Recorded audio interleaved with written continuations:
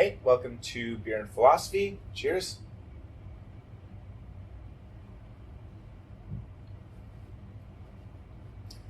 So I want to talk about the difference between central root and peripheral root persuasion.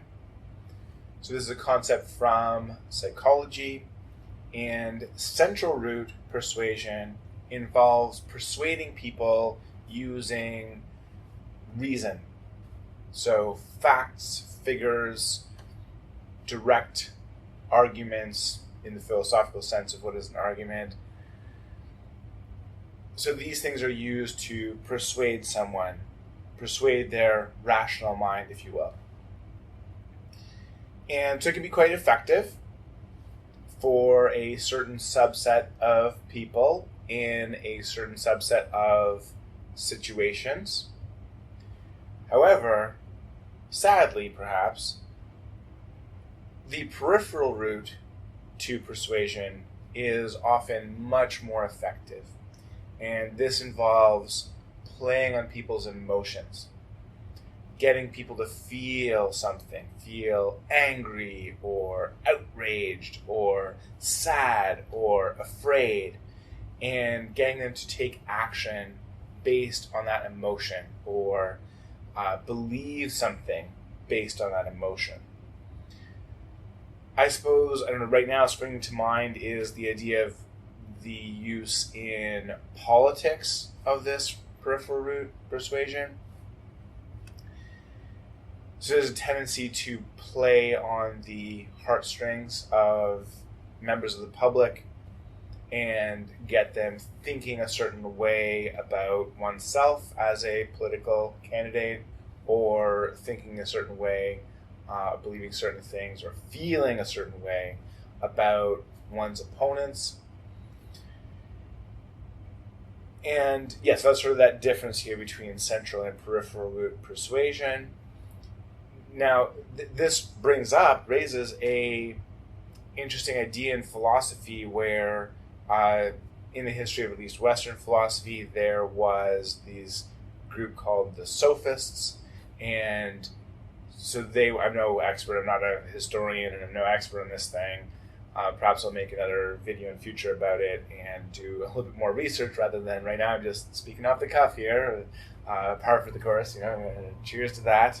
Remember, I make mistakes. But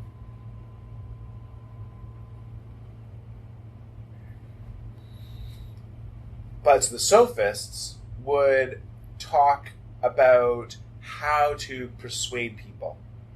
So they would use rhetoric in order to, which is, I guess, the study of persuasion, to persuade people, to bring people around to their point of view. And so in philosophy, oftentimes this is denigrated, looked down upon. So people will say derisively things like, rhetoric, mere sophistry.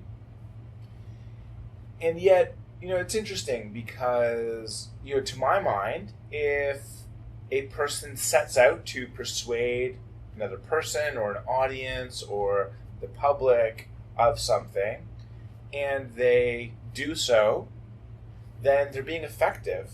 And so I would call that philosophy. Now, there's deeper questions about, are they being ethical? Are they being moral? Are they doing the right thing? Are they being helpful? This effectiveness, does it go beyond the tactics they're using? So there's deeper questions here, and yet I wouldn't be so quick to dismiss peripheral root persuasion as mere sophistry. So I think this is important. The other thing is, it's positive to accept reality as it is. And so, sometimes I find it depressing that people are so easily swayed by the rhetorical devices of others. This reminds me, there's a saying that all communication is an attempt at manipulation. I think that, it's a little cynical in a sense, although, I think they mean manipulation in the purest sense of that, meaning just to change something.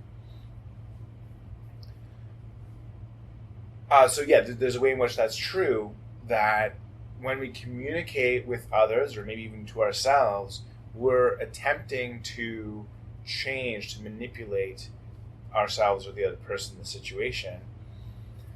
And oftentimes what's most effective to do that is this peripheral route persuasion. And so sometimes I get, sad about that. I'm like, I wish that, we as humans were a little more apt to use logic and reason to arrive at our conclusions.